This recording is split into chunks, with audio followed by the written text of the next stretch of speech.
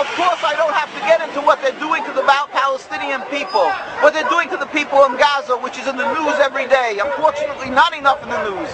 But the people are in a critical state in Gaza. They are dying.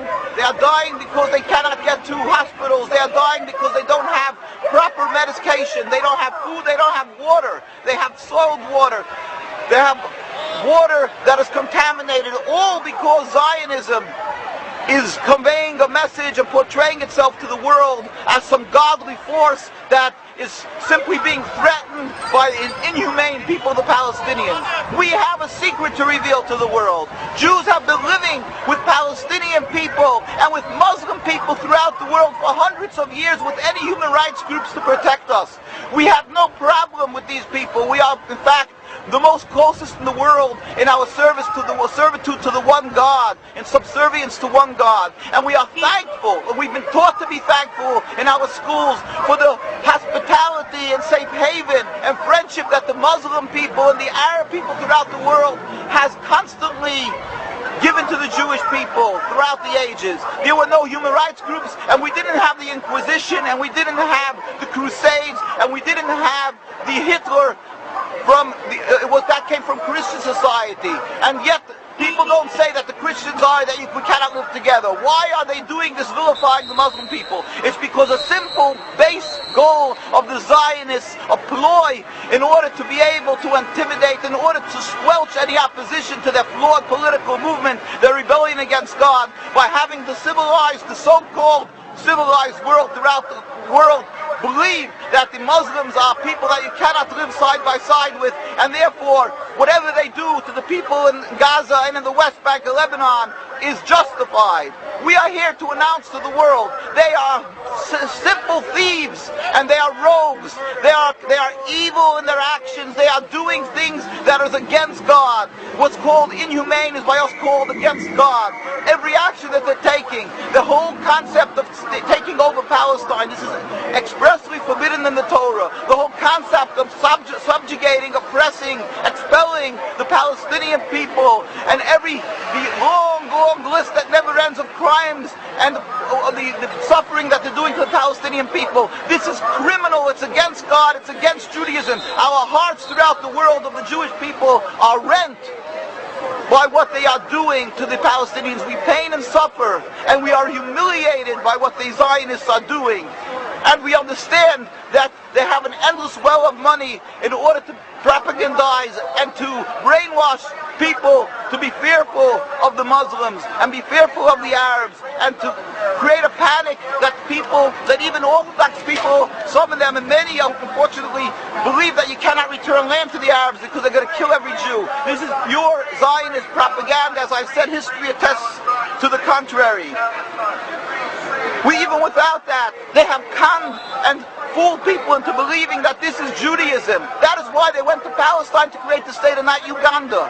At the beginning, these people who detested and abhorred godliness and religion said they want to go to Uganda, but they're changing because they knew that this way they can get the backing of the Jewish people from throughout the world, the ignorant masses, and get support from the evangelistic Christians.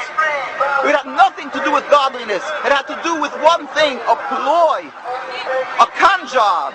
And that is what Zionism is. It's a con job, and that is what the state of Israel is. And that is why they can only brag, and their only powers in intimidation. And AIPAC, which AIPAC does, is that it puts the fear in every politician that they'll be committing political suicide if they stand up and show too much sympathy for Palestinians. They must express their loyalty to the state of Israel. That's why you will find every official who's running for office here, every presidential candidate to almost every official coming here, from the majority and the minority, from the Republicans and Democrats, because the example has been set from Congressman Finley to many others. Whoever stood up and spoke too sympathetically for Palestine, or spoke up and understood the difference between Judaism and Zionism, they were immediately run out of office. We pray to God, and we fervently pray, and we ask every individual to pray for a speedy and peaceful dismantlement of this rebellion against God, of this criminal state, of the state that is flawed in its essence. We pray to God that the people, the Muslim and Arab people, should understand that the Jewish people around the world, there are many hundreds of thousands, especially from the Orthodox community, who know the Torah, who understand to differentiate between Judaism and Zionism. They understand that this is base politics, and Zionism and the State of Israel, and not only doesn't it represent Jewish people, and not only is it not one, but that is on the contrary, it is the diametric opposite of Judaism, and that is the antithetical to Judaism. And whatever they're doing is only a cancer and bringing about suffering and animosity and hate for the Palestinians and the Jews alike. And they are the root cause of the endless river of bloodshed for not only 60 years of this declared State of Israel, but for over 100 years since they've gone up into Palestine and breached the walls of the Jewish community, since they've declared themselves as the representatives of Jews and started carrying out their evil plan. We lead with the Palestinians to understand that the Jewish people really, in essence, wouldn't do this, and they should understand that they're only because they've been ensnared in the trap of the Zionist state and the thinkers and the ploy that to think that it's godliness and the fear factor, the fear-mongering of the Jews are afraid of the Arab people. But in truth, the Jews around the world knew and do know that the Arab people have always stood by us and the Muslim people. And let them know, again, as I say, that there is still hundreds of thousands of religious Jews, besides the Jews who offer human rights. The Jewish people who understand that this is godly rights of the Palestinian people, and that it's against the Torah. Not everybody is able to come up and stand up because the intimidation, the attacks of the Zionism that is so strong physically and emotionally and in every other aspect, that they've attacked all our communities. When anybody stood up, they make them an example, as they did with Yassin. The day they started with their setting up of the state, they knew right away how to use this insidious and these ploys of killing a few people in order to set an example for the masses. That's what they did with the Jewish people. They killed Dr. Dahan in the 1920s, one of the most respected and well-known ambassadors and representatives, distinguished people of the Jewish people, because he stood up and started revealing to the world that Jews and Zionism are two diametric opposites.